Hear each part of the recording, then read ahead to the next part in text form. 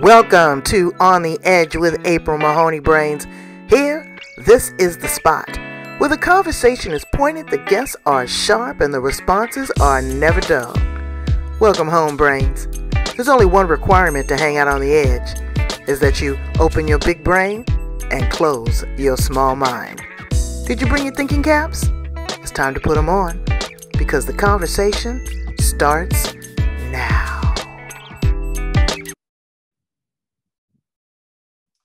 Welcome to On the Edge with April Mahoney Brains. Here is the spot, I tell you, where the conversation is pointed, the guests are sharp. Look at them, look at them, look at them. And the conversation is never dull.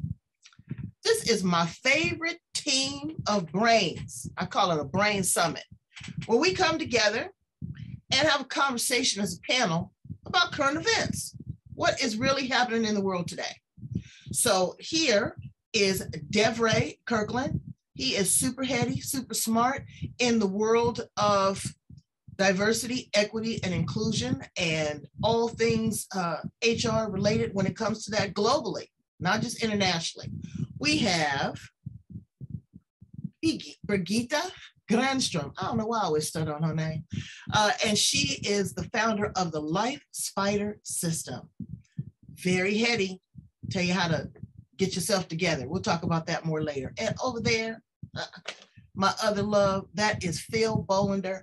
Phil Bohlender is coming to us from San Antonio, Texas, talking about too diversity, equity, and inclusion, but from the LGBT plus perspective, because he knows about that. And me, I'm coming with an open mind. I'm trying to figure out how to get down with the pronouns.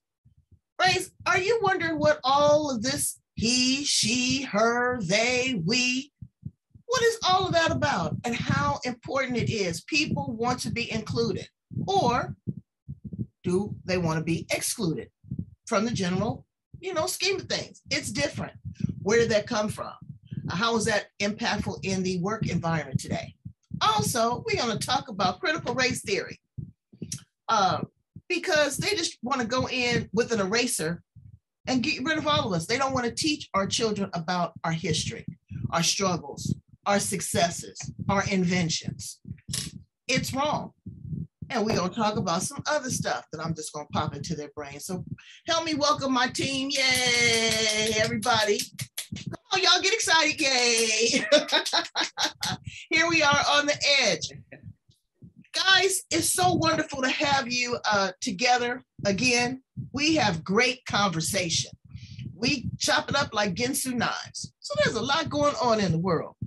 And so let's do a little brief introduction so everybody gets to know who you are. And then after that, I'm going to jump into it with both feet. How about that? So Phil, let's start with you. How do you show up in the world, King? So thank you, April. I'm excited to be here once again. You're right. We do have some amazing conversations when we get together. So I live in San Antonio, as you mentioned. So I've had my own business now for 4 years, had a corporate career for 35 years before that. This subject that we're talking about is really important to me as somebody who came out in 1982 before we had anything about diversity, equity, and inclusion or pronouns. So I've got a long history of these kinds of conversations, and we'll see what comes out of it. Thank you. All right. Birgitta Granstrom. Yes. What is happening? Yeah. Okay, so I'm a Swede in California, and I have dedicated my life to answer the two big questions: what is the meaning of your life, and why is people behaving as they do? And I think on the topic today, I think my main goal is that every single individual have the right to be themselves, no matter what. I think to make it really, really short. So I'm grateful for being here today and see what's happening. All right. Well, you're right. Everybody deserves it, but they don't know their place in the world. Devray, another king on the throne. Tell us how you show up in the world here. Well, hello, everyone. It's a pleasure to be here. And again, with my friends, and I do consider everyone on here my friend. We've had many wonderful conversations. I'm outside of Columbus, Ohio. I've been in the HR industry for over 25 years and been in the DE&I space for quite some time as well. I think the topic is relevant that we're talking about today, and it's meaningful. And I think if we can really dig into it deep enough to help create respect and kindness, it's something that will not only move organizations and people, but it can move society. So I'm excited to be here and have this conversation. Well, me too. But I tell you, like I told y'all before, I was confused. I, went from Miss to Mrs. and sometimes Ms. But now I had to figure out, was I a she, a her, a he, a we, all that good stuff. You know what I picked? I said our, they, and ours. That's inclusive of everybody, okay? I just really can't go there. So let's go back and dial back to Devray. Devray, I want you gave an excellent description of what this looks like, pronouns. I want you to explain it to my brains, and then each one of us will chime in. Sure, happy to start. I think the biggest thing when you think about pronouns really around this space of gender identity, it's respect. It's how people want to show up and how people want to be respected and addressed.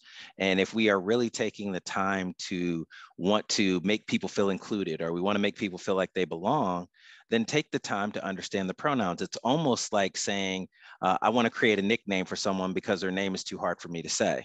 Learn to say their name, because that means they're being seen, that means they're being respected, and that means that you are taking the time to really provide a sense of you belong here, because I'm willing to take the time to do what's necessary. It's not always easy, like you said, April. Sometimes it can be challenging, but I think the biggest part of this is the effort that people put in to try to use the correct pronouns, because you could slip up, certainly, because we've all been conditioned throughout the time of society and what we've learned over the course of our lives. You can't slip up, but when you're really trying, I think you'll see that there's a lot of gratitude from the community in which you're trying to impact. And I think with that gratitude comes some latitude, meaning that people are willing to understand that you may mess up here or there, but your effort is in the right spot. So that's what I would tee us up with as we get started on this topic.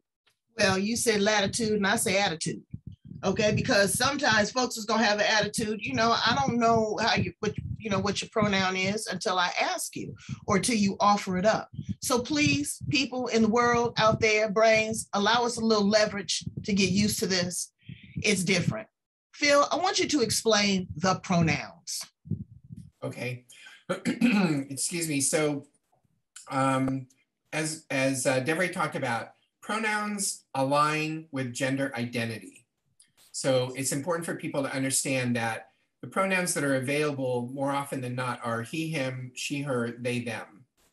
And one of the things that we talked about in talking about putting this together is pronouns and the use of pronouns is not limited to the LGBTQ community. So people of all walks of life, allies, all roles, they're using their pronouns.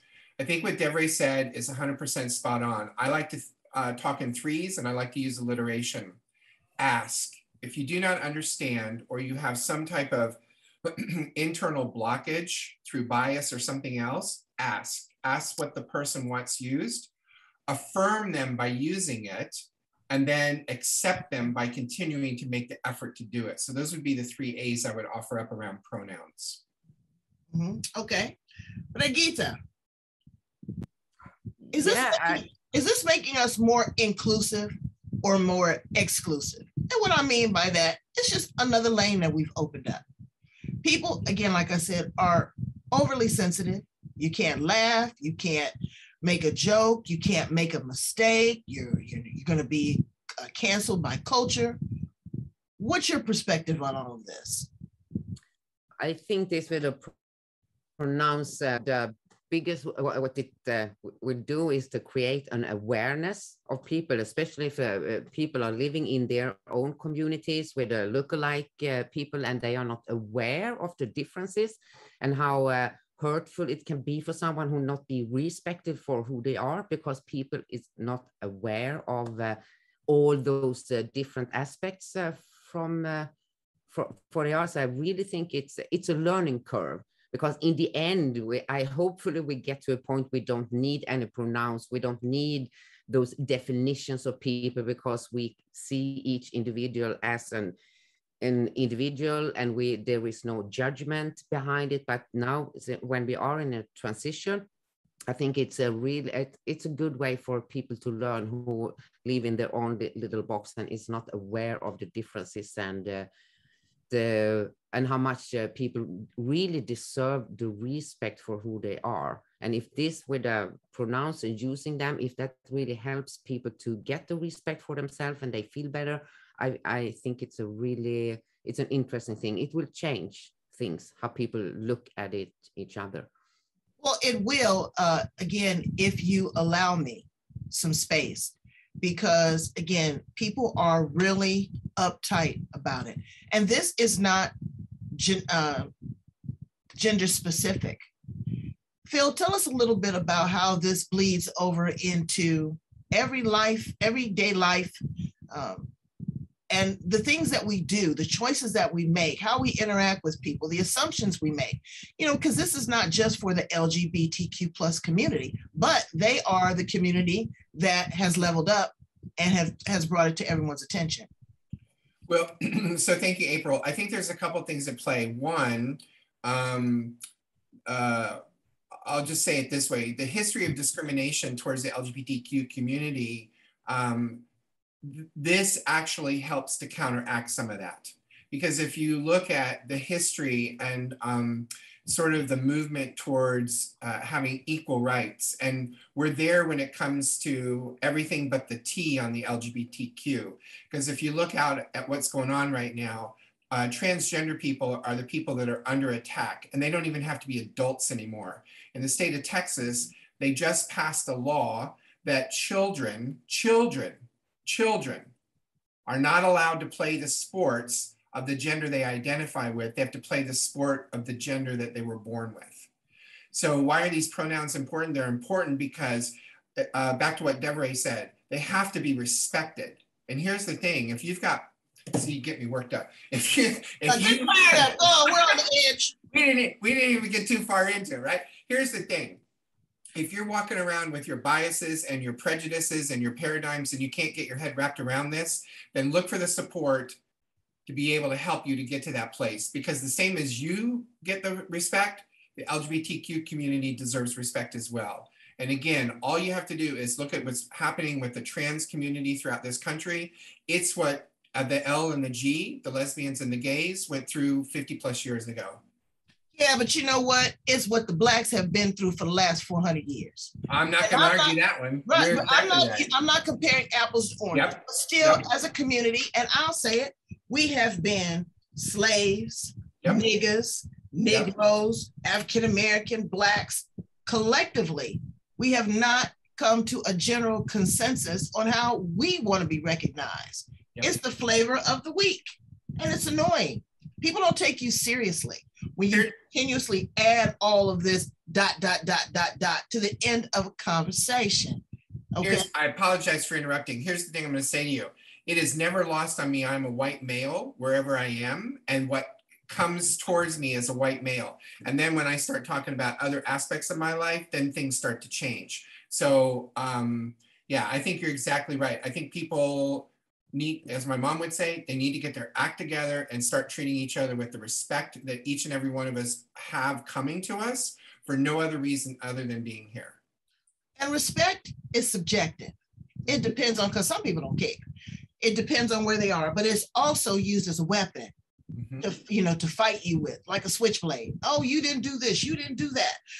Well, I am a person that's transferring my gender from male to female or from female to male, and you didn't recognize that. That's opening up Pandora's box for a lot of workplace discrimination, for a lot of discrimination when it comes to equity and inclusion in colleges, certain jobs. What's your perspective on that, Devray? I think that you're spot on that it changes a lot of perspectives, April. But I think one of the things that's really important to recognize here is that when you're going through and talking about, folks, that are transgender or folks that are identifying differently than their gender at birth, this is not a fly-by-night thing. This is something that for folks have been through serious and sometimes surgical procedures, other procedures to really make this in the minds of society, what I will call official. So that they have taken necessary steps to make significant change to their person to identify the way in which they want to identify. So it's not like something like they just went out and bought a brand new pair of shoes and now I want you to say that I'm supporting Nike and I'm not supporting Reebok. This is a pretty significant thing that they've gone through. Many have gone through counseling and other efforts in order to ensure that their mindset is aligned properly so that they can function in the gender in which they're identifying with. So I think some of that is, and I know for folks that really don't understand it, it seems somewhat trivial, or in some cases it seems as if, well, I don't feel like I need to do that. Everyone was born a certain way, or everyone was born a certain way, but we all have the right. We say that America is a place where there is freedoms and people have the right to choose. This is a right, just like any other, that you have the right to choose to be identified how you want to identify, and we should be respectful of that choice. Just because it may be challenging for us to understand why it is that way, that's okay. It's okay for it to be challenging. It's okay for it not to be easy, but it is still that person's right to be recognized the way that they want to be right. It's almost like a person that has a doctorate degree. They have the choice of being, April Mahoney, PhD, or they could be Dr. April Mahoney. It's your choice. It's your degree. You've earned it. Now you have the right to be identified the way you want to. And I know doctors that have earned their PhD that if you don't call them Dr. So-and-so, they're upset about that. Oh, yeah, because all of their feelings. Because they've earned it and they've earned that right. And that's a respectful thing. So I see this very much in the same similar vein. You don't know someone's a doctor unless they tell you they're a doctor, just like you don't know someone's pronoun unless they tell you what their pronouns are. But then once you know, it's like Maya Angelou says, once you know better, do better. This is our opportunity to do better. Okay, so we're going to do better. What is it like in Sweden? I know you live in California now, but are they down with the pronouns? I read somewhere that pronouns are really established in Sweden, and they were brought to the forefront and brought to everybody's attention there. But you being a white woman, what does this look like to you? I mean, I must say I don't really know how it works how this works in Sweden, but I can see certain point you can think there is a big everything is equal, and but okay, well, let me dial back. Let me reframe that question. Let me reframe that question. What is the social feelings overall, not every single Swede, about minorities, because again, you are all, Caucasian, pretty much blonde hair, blue eyes, whatever, but then incorporating that, and then also the gay community and lesbian, because I know that there's some cute gay people in Sweden. So what does that look like over there? It's still, they are pretty included, but the most of the Swedes is still a kind of a fear for what's different. So it's not that easy to be included if you are different outside the box. And that doesn't matter if you are gay or if you have an other kind of label. It's not that easy to get your place in society. And I think that's overall, when we are talking about this, about different, you want to have a title. And this is also come to all minorities in the society. It's not easy to be respected for who you are, because it's better to try to adapt to a certain frame that we call the normal. And I think it's more when it comes to what we're talking about now, it's more obvious because the group of people maybe are, they are come together, they have a voice for it, but we also have other minority. So I think this is it's a bigger problem, what you said, April, about the attitude. and people's values, and people are afraid of what's different and what's unusual to them. They try to avoid because it's uncomfortable. And I think this can be an uncomfortable question to even bring up to the surface. It is, and you love a word that I love, weird. This is weird. Yeah. And you have a whole chat room about being weird. Yes. And being weird is cool. Like being nerds. First it was, oh, I don't want to be a nerd. Now nerds are sexy. Being different, being unique. That is what life is about, Brains. It is about being unique. We're all not made from the same pattern. It's not cookie cutter. No, and I would say that to be the weird and the community I have right now, it's about to include everyone. So we have all kind of people from no matter what kind of label or he or she or him or whatever, and transgender, and from all places in the world. And what's beautiful to see when you have a community, when you allow everybody just to speak and be their voice, we have wonderful, beautiful conversation. So what we have among the weird ones, that's what I would love to see in the entire world, the respect for each and everyone. Right. And when you have that community, you don't even have to use the pronouns because it comes naturally. It comes naturally. And so let's talk about what else comes naturally. Who we are as people. When we came out the womb, we all came out unique. We all came out different. But now with this heightened sense of sensitivity, folks cannot laugh or make a joke or make an inference. You say one thing, they're ready to cancel you. Now, we talked about the transgender community. I just want to touch on that one more time. I watched the Dave Chappelle special. I gave my cohorts homework for them to watch it afterwards and report back. But let me tell you, if you listen to it, I mean, take off your judgment hat and listen to what he is saying. It is beautiful and it's empathetic.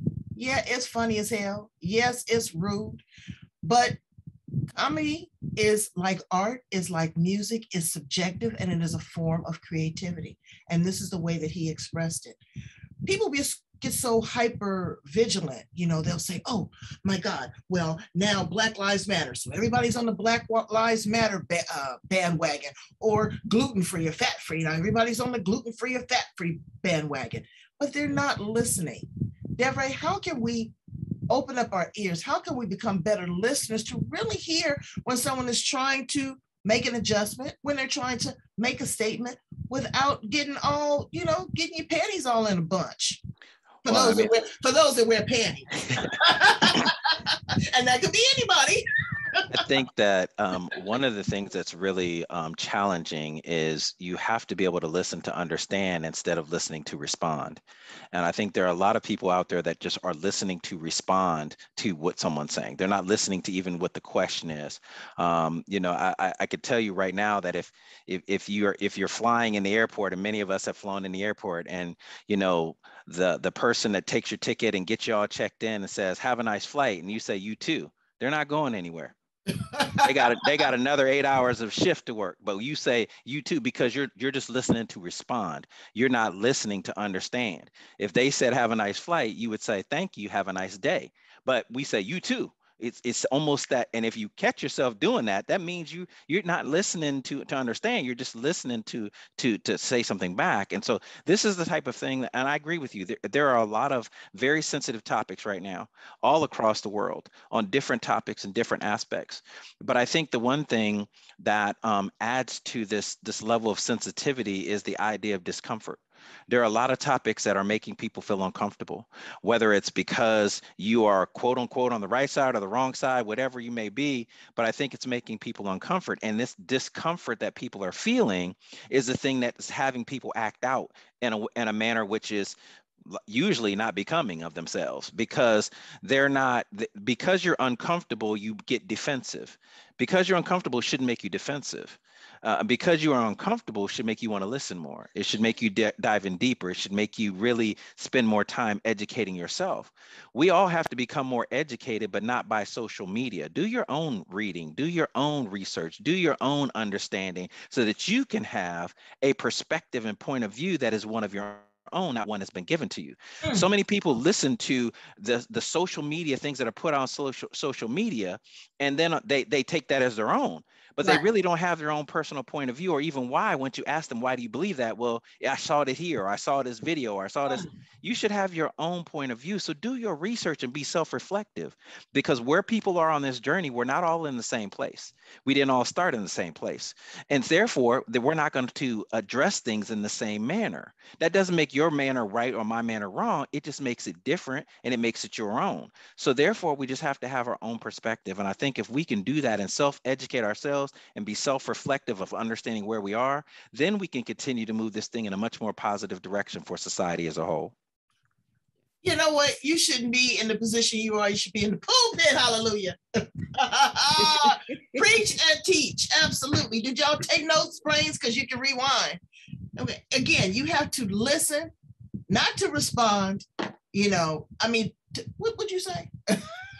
So you have to listen to understand. You don't listen to just respond. You just got to listen to understand. I couldn't even respond. I was so caught up in it. Yeah. Okay, so Phil, you are taking on a new opportunity. You are going to be in the hot seat, right there at the forefront of diversity, equity, and inclusion. I'm so proud of you. Thank you. Okay, but again, Devray brought up a very, very interesting topic. Yeah. So you're going to be filling these positions for people, for these corporations. You know, are you going to be filling them with diverse people? Are you going to be looking at people of color to head up boards, to represent your nonprofit organization?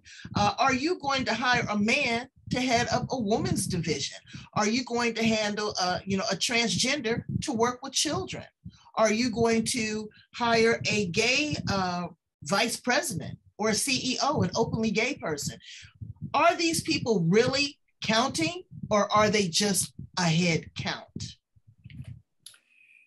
So it's interesting you bring this up, because I've been on several boards since I started my own business. I had a lot of time to become a board member for several different boards.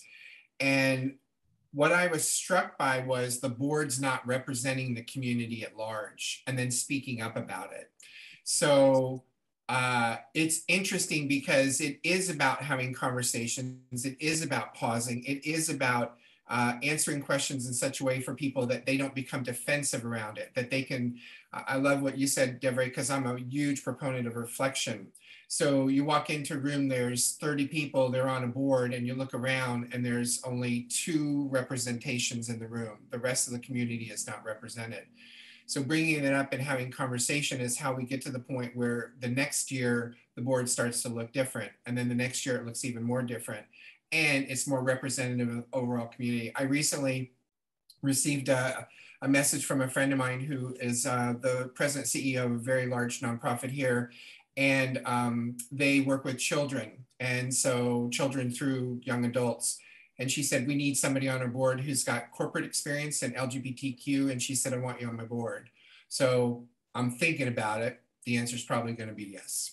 So I love that I'm surrounded by people who do that. And I'm also excited about the fact that, again, in my career for 40 years being out, I'm the guy who had conversations with people who said they'd never met a gay person before.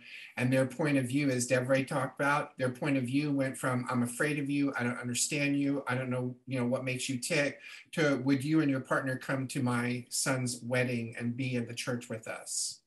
So these things are possible when people have conversations. And again, they listen with their heart, they listen with their head. I don't understand what people are so afraid of.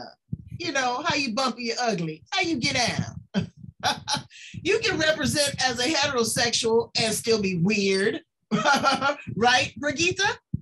Yes, and I will add, I mean, where we come down to when you said, how can you become a better listening? How can you really get rid of the fear? Everything comes down to how well a person know themselves.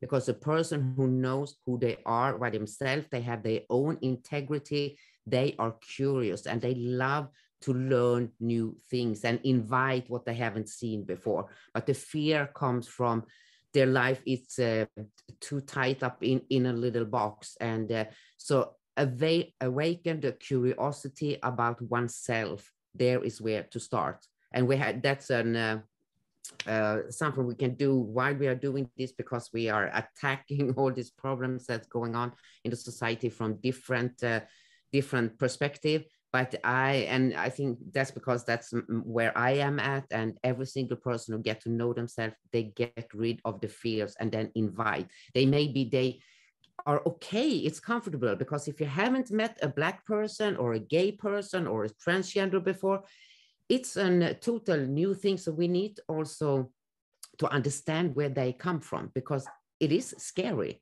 with new things for most of the people who hasn't done this self-reflection. And so it's everybody, it's about the self-education. I find it exciting and exotic.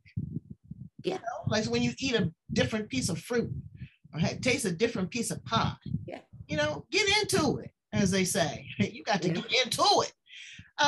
Let's talk about critical race theory. We're going backwards, you know. What the hell? You're going to go in and just erase folks out of the, you know, history books, our contribution to society. And they're teaching, and they're extracting this from schools. School is a place for learning. School is a place for knowledge, travel. You know, are you going to go somewhere? Again, my husband was telling me, you know, when he was in the Navy, how he would get, you know, white boys from, you know, wherever, and they had never seen a Black person before. I know I went to China and they touched my hair as if it was like, you know, magic. Wow, this person is really different, but they were excited. This was the nuance. How do we bring excitement into this space and encourage people to say, you know what, I'm not afraid of this. And if I am, I'm going to feel the fear and do it anyway. What do you suggest, Devray? Well, this one is, to me, I think is a very, very sensitive topic for a couple reasons. But let me just start at the very beginning with the idea of calling it critical race theory. When you think about the word critical, automatically it puts people on defense. Right. If I said I said, April, we're going to do a critical hair theory, and I'm going to invite you on to talk about critical hair. Well, what does that mean? Does that mean you're going to be critical of my hair? You're going to be critical of people's hair that's not like me? Or you're going to be critical? The word critical automatically makes people feel defensive in the sense of just the tone of the word and how it even starts the conversation. It's an ugly word in your lexicon. Yeah, it makes it challenging, you know. But I would say that if from the standpoint of content wise, why don't we just teach comprehensive history? Because if we teach comprehensive history, that's all of the pieces. That's everything included, the good, the bad, and the ugly. It's not take out the stuff because some people are going to feel upset about it, you know, or it's going to make people be divisive. We already have a divisive situation right now in the world. If you don't think the world is divided in multiple facets and in multiple situations, then I don't know where you've been living. But the world is divided. So if we can't even talk about a topic, how can you start to create a solution? You got to be able to talk about the problem to come up with a solution. But if you're getting hung up on the word that I call the problem, we can't even get to the problem because we caught up on the word that I'm using to describe the problem. So if we just said, hey, let's just teach comprehensive history, I'm okay with that. You don't have to call it critical race theory. Just teach comprehensive history, not something that's made up, but what factually happened, because we have data, we have proof, we have actual accounts of what has taken place. And don't leave it out because it doesn't suit you. Don't leave it out because it makes you uncomfortable. What we're trying to do is create a more leveled playing field, but you can only level the playing field if people are knowledgeable about how it is not level. Because the playing field is not level. So in order to create a leveling, you have to first understand it's not level. And then two, you have to understand what has made it not level, over the course of time, and then continue to start to address that little by little. And there's going to be people on all sides of the coin. There's going to be people that aren't going to be happy because we're not moving fast enough. There's going to be people that feel, oh my gosh, we're moving light speed and I just can't take it. I'm saturated. Right. But then there's going to be some people that go, I don't even care about it because it doesn't impact me. Right. So we just have to be at a place where we are able to talk about a topic, whatever that topic may be, critical race theory or any other, talk about it openly, honestly, and objectively, and then figure out what we can do to try to move the needle forward, because that's what we have to figure out how to do. Yeah. Give me a second because I want to cut that out. Yes, and I think it's what you're saying, and we bring in a topic, no matter what it is, we have to allow people to even share their, what we call where we want to move away from, those with the prejudice and biases. We need to allow those people to express that, so we know they are okay with the prejudice right now, because we can understand they have them for a certain reason, but they, at least if they can start to express, they will understood and respected for that. We can present a goal and future. We are moving in a direction for looking for a solution, and then we have to learn about the problem to find the right solution. So it's to include all the opinions, even no matter where they come from. Exactly. And people are not allowing one another to dislike something. No. I can't stand okra. Until the day my mother died, she will say, you made some greens and some cornbread, baby. You gonna have some okra with mama? No, mama. I'm not gonna have no okra with you. Everything is not for everybody's plate. No. Everything is not palatable. And allow somebody that space. If someone came to me right now, and they have, oh, believe me, I don't really like Black people, but you're different. Now, me and Devray have heard that. Okay, well, no, I'm not different. If you only knew, I pull back these layers, I'm as Black as they come, okay? But instead of me being defensive, I'll say, well, thank you so much. I'm so glad to be your first. And open them to a new experience. Don't just jump on the defensive. It's a left-handed compliment. Or they'll say, oh, you colored people. I am colored. All this is colored. All this in front of you is colored. We're like the rainbow. Allow people to, make mistakes, brains. It is absolutely okay. That's a part of the learning. That's a part of the learning. Phil, tell me about what's going on with, and I say this with love, the alphabet soup of the gay and lesbian community. LGBTQ plus A. Okay. And again, when it gets too cumbersome, people distract, they pull back. They go, you're doing way too much. You're putting on too much extra. Explain that for me. And then also non-binary, because the kids don't want to be female or male. They just, I just want to be. Explain that to us. So let me, I'll do my best with this. So I'll take the second one first, which is the non-binary. Gender fluidity is a thing. It's a real thing now. And it's been around for a very long time. So it's not as though it's new. And what happens is people express themselves in ways that other people haven't experienced before. And so there's pushback to it. The reality is that I know a significant number of people directly and indirectly who, at whatever age it is, I have a friend who has a transgender son. I have adults, this whole thing around gender identity and where they want to be today and where they want to be tomorrow. It's back to what Devray said earlier. People don't understand everything that goes into these decisions that people make. It's almost as though back in the day, people used to say sexual preference versus sexual orientation. No one prefers to be gay and be murdered or harassed or discriminated against. It's the same with the transgender and the non-binary community. They don't choose to do that to be murdered. They don't choose that to be discriminated against. It's their self-expression and they're looking for respect. And then the first one, again, I'm old enough to remember when there were only two letters, G and L. We were gay or we were lesbian. So we were the G and the L. And then as time went on, the letters started expanding. They started, going beyond. I do really well to keep up with the LGBTQ. When we get into the I and the A and the questioning, then it gets a little fuzzy for me. And also too, I'll tell you, you know, talking about these initials, I also grew up at a time, meaning I was an adult out in the world, where queer was not something that you wanted to be called, and it did not get associated with anything that was positive. There were queer organizations that were protesting and pushing the movement forward. Now, when I talk to these young people who I have great conversations with because they're interested in, you know, what this old guy has to say about 40 years of being out in his corporate career, and they throw around the word queer, and I'm like, you know, you reclaimed that word. And they're like, yeah, we heard that you old people didn't like that word back in the day. And I'm like, I know. that's exactly right. So I think that, again, it's about awareness, asking questions, getting clarity around it. It goes back to what Birgitta said, that really gets at the core of it for me. People are afraid of what they don't know, and people are unwilling to be curious. It's interesting you said travel, because I wrote down here, travel is a passion of mine, and travel is probably one of the top 3 reasons that I show up the way that I do, because I've been in places all throughout the world where I had to be curious and experience being one among many. Exactly.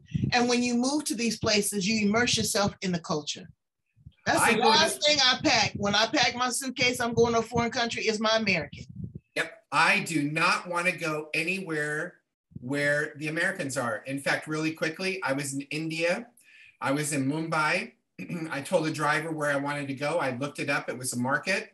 He would not take me to the market. So I said, drop me off. I knew I was close enough. I walked to the market. They found me, but I went to the market. When I got back to the hotel, the concierge gave me a talking to. I said, last time I checked, I'm an adult. I get to go where I want to go, when I want to go. Well, we only like you to go to the places that the tourists and Americans go. And I'm like, nope, that's not me. I'm not going to do it. Well, when I went to Jamaica, you know, I'm there and I have a driver as well. And I see the Rastafarians having a festival. I'm ready to get out and get my reggae on. He goes, oh, no, no. He says, these are not the American Rastafarians. These are true Rastafarians. They were like in a trance almost. The whole vibe was different. He said, you will take pictures from the inside of your car. So assumptions, you know, you get to these places and I'm just going, you know, was in China, going down one of these streets that looked like just like something in a Bruce Lee movie. People were throwing pans of water out into the street, but we were also followed. Yes. We were followed for a long time. And I asked my friend, I said, do you know how to fight? And she goes, no. And I'm like, oh, Lord have mercy. You got to protect yourself. You know, you have to know, you can't just walk into any given situation. How did you feel, Birgitta, coming to the United States from Sweden? At first, when I came here, I thought I would see more likeness between Sweden and US. But what really surprised me was actually the biases or the for other countries. For India, for example, I met very high, well-educated people, and they thought that India was a third country. They had no idea. And this was actually a PhD label person. So I think we actually know more of the history of the American history in Sweden because we are learning of all the countries. So that wasn't a surprise to me. And that people they don't know much about the world. So in that the US is kind of protected for most people. If you have traveled, it's a huge difference when you meet Americans who has been traveling because they know about the world. Otherwise, and that's why you get, if you live, it's a small community, even if the US is big. Mm-hmm. And what surprised me the most, it was this, what you call about the racist. Because to me, from my eyes perspective in Sweden, you can see the US and there is a mix of people, and you have Black people all over the place in the banks and in all professions, which you don't have in Sweden, actually, at least not when I moved out. It's rare that you see maybe a colored person on a higher position. And here in US, so it's just a few years, and I really realized the racism that's going on in the US. So that was a surprise to me. Well, it's one thing if you're not there. It's another thing that if you are here and you are ignored, and you are denied opportunity, and you are shunned, and you are disrespected, or they assume, or you have to get legislation signed to wear your kinky hair in the workplace. Here in California of all places, you know, it's just stupidity. So, Devray, I want you to tighten it up for us and tell us, what should people look like in the corporate space, in the workspace? It's very delicate. You are dancing a very delicate dance because you could be opening yourself up for discrimination, unknowing, and then you're going to have the heckler. You're going to have the ignorant person that's going to do that. But you're going to have lawsuits. You're going to have, in some situations, additional coverages in benefits because people are making this transition, psychological or mental health, alcohol, drug abuse. What is this really doing to the workspace, the pronouns, and critical race theory? Well, I think the workspace as a whole, I think it's continuing to change. I mean, you also have to throw in there 2 years of pandemic. Right. And what is that? And what is that doing to the workspace? I mean, we see a lot of changes, and what people used to know as the normal is not what we're going to come back to. It's not going to be, once we get back into some semblance, what I would call of normalcy, it won't be the same as it once was 2.5, 3 years ago. Yeah. The other thing that I think is also going to be interesting about that is when you're going to work for a company, you should do your research on their culture. And you should understand what the culture is like that you're going into.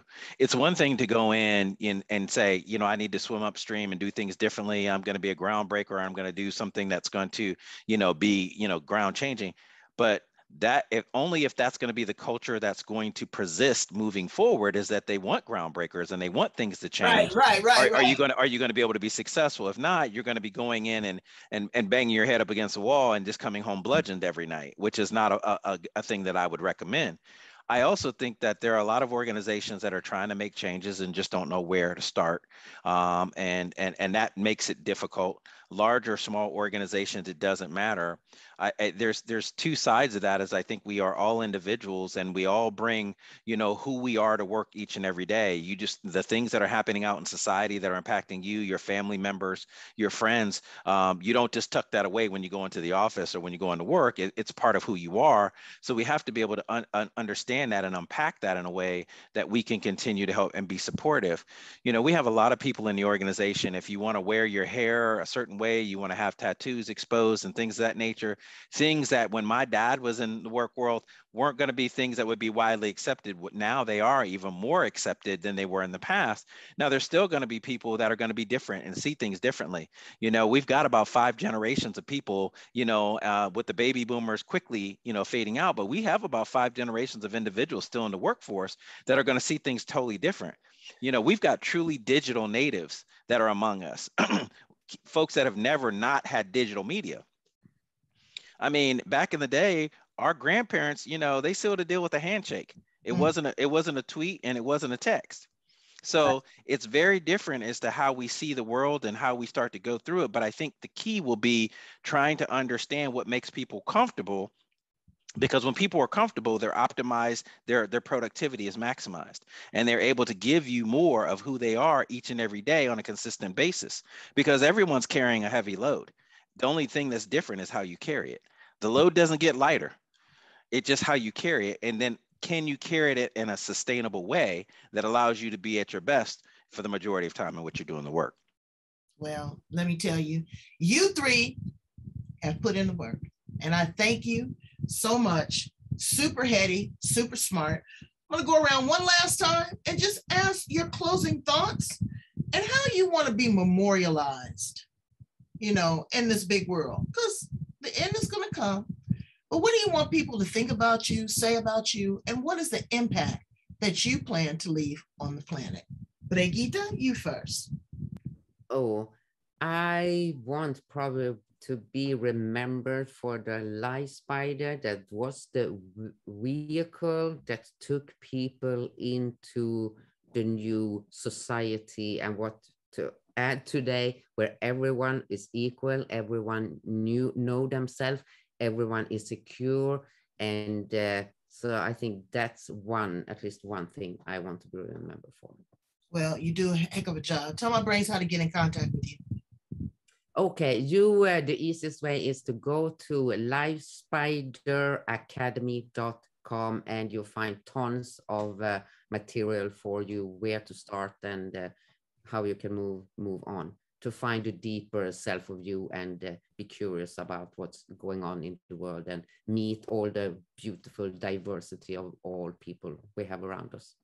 And if you admit that you're weird, you get moved to the head of the line. Yeah, and just a little tiny thing. I would say this way, when we're talking about words have an energy charge in different way. And weird is one of those words. So when we say weird, we think if someone is awkward and absolutely totally crazy. But from the beginning, the word, if you look up it in the dictionary, it means the power to control destiny.